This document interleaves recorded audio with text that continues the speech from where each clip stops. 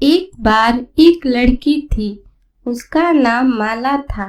उसके 2 भाई थे और 2 भाभी थी। हैं?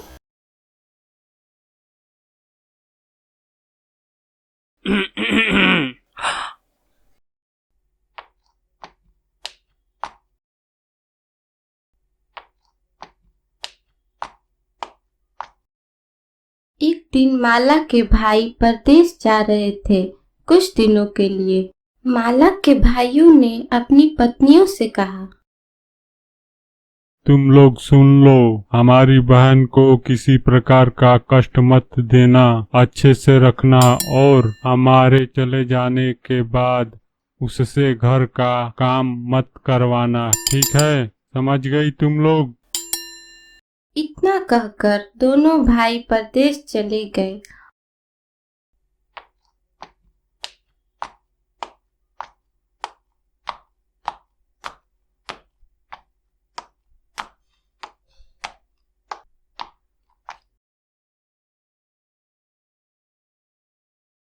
और उधर उसकी बहन को उसकी भाभियां बहुत दुख देने लगी।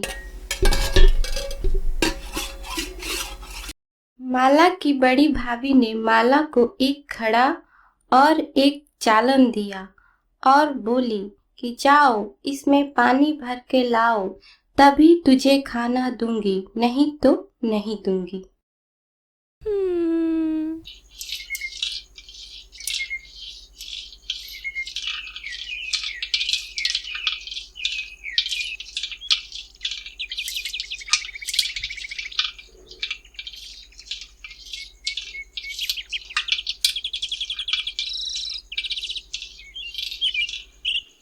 माला घड़ा और चालन लेकर कुएं पर बैठकर खूब रोने लगी।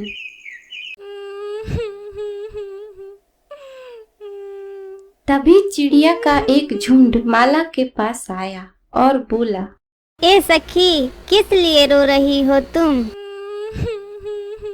मेरी भाभी एक घड़ा और चालन दी है और बोली है इस चालन द्वारा घड़े में पानी भर लाओ। मैं इस चालन से कैसे पानी भरूंगी? घबराओ मत सखी, हम लोग अभी भर दे रहे हैं इस घड़ा को पानी से।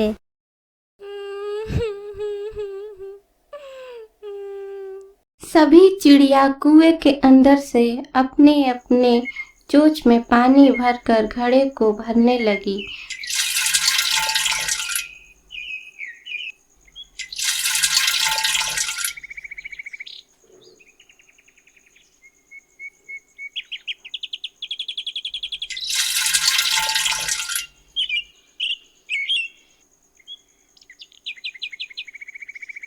माला का घड़ा पानी से भर गया। माला पानी को देखकर खुश हो गई।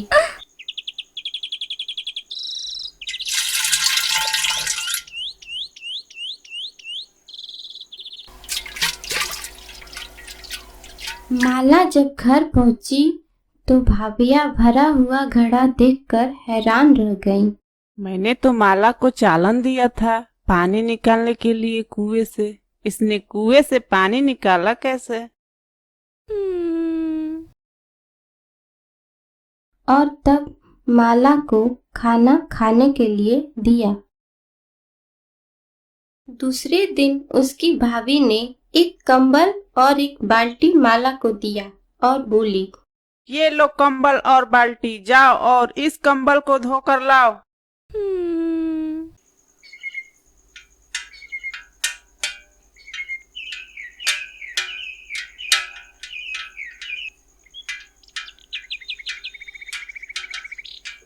कंबल और बाल्टी लेकर फिर कुएं पर जाकर माला रोने लगी। तभी चिड़िया का झुंड आया और बोला, ए सखी, आप क्यों रो रही हो? मेरी भाभी ने एक कंबल और एक बाल्टी दी है और डोर दी ही नहीं। अब मैं कुएं से कैसे पानी निकालूंगी कंबल को धोने के लिए? घबराओ नहीं सखी, हम लोग अभी कुएं से पानी निकाल दे रहे हैं। सभी चिड़िया अपने अपने चोंच से कुएं से पानी निकालकर बाल्टी को भरने लगी।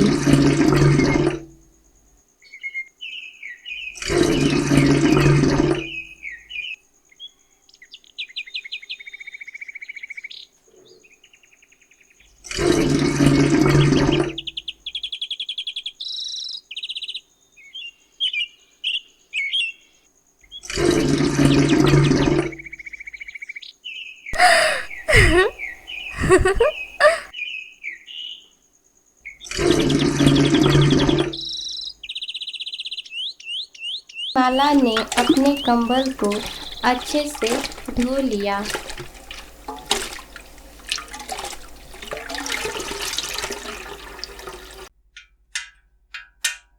जब माला अपने घर पहुंची तो उसकी भाभी आश्चर्य से बोली, अरे मैंने तो डोर भी नहीं दिया था कुएं से पानी निकालने के लिए, इसने कंबल धोया कैसे? तीसरे दिन माला की भाभी ने माला को एक थाली में धान दिया और बोली, यह लो धान और इसे ले जा करके धान का छिलका उतार दो, तभी खाना दूंगी, नहीं तो खाना नहीं दूंगी।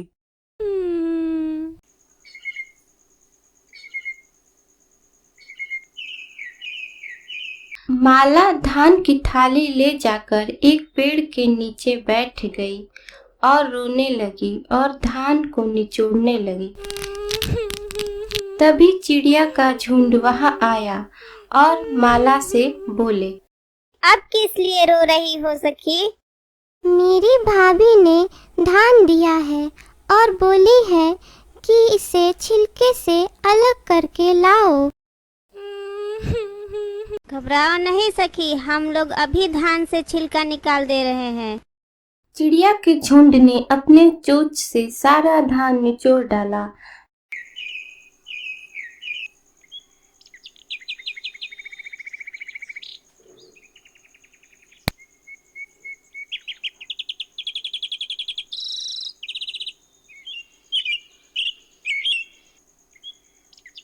तभी उसमें एक कानी चिड़िया थी।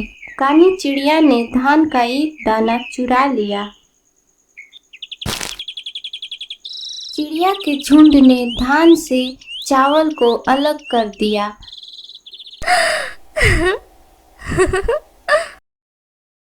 माला अपने घर चावल लेके पहुंची। तभी उसकी भाभी बोली, 1 2 3 4 18 है? अरे इसमें का एक चावल का दाना कम है, कहाँ चुरा कर रखी हो? जाओ जा कर लाओ।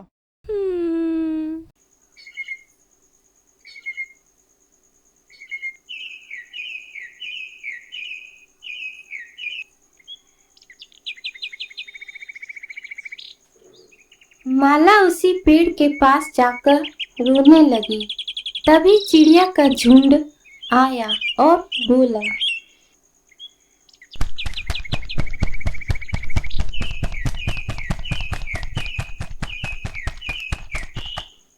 अब तुम क्यों रो रही हो सखी? मेरा एक धान का चावल खो गया है, इसलिए मैं रो रही हूँ। मेरी भाभियाँ कह रही हैं कि मैंने धान का चावल चुरा लिया है। रो नहीं सखी, हम अभी तुम्हारे चावल के दाने को ढूंढ देते हैं। सारी चिड़िया की तलाशी ली गई।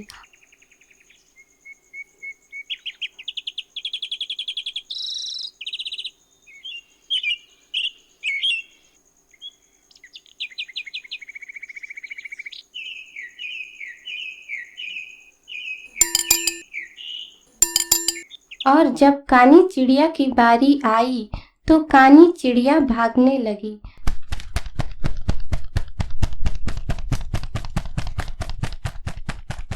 तभी उसमें से एक चिड़िया बोली, धान दे दो, नहीं तो इस बेचारी को खाना नहीं मिलेगा।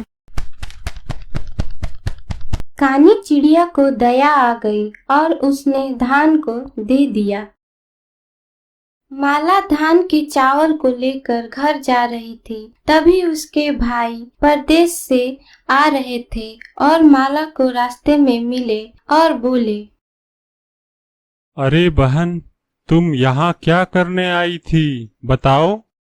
माला के आंखों में आंसू आ गए और अपने भाई के गले लग गई और सारी कहानी बता दी। माला के भाई अपने पत्नियों से बहुत क्रोधित हुए। माला यह सब देखकर बहुत घबरा गई और अपनी भाभीयों को बचा लिया। नहीं भैया नहीं, इन्हें क्षमा कर दीजिए। माला की भाभीयों को यह देखकर बहुत पछतावा हुआ कि जिसको हम इतना कष्ट देते थे उसी ने आज उन्हें बचाया। उस दिन से माला की भाभियां माला को प्यार से अपने साथ रखने लगी।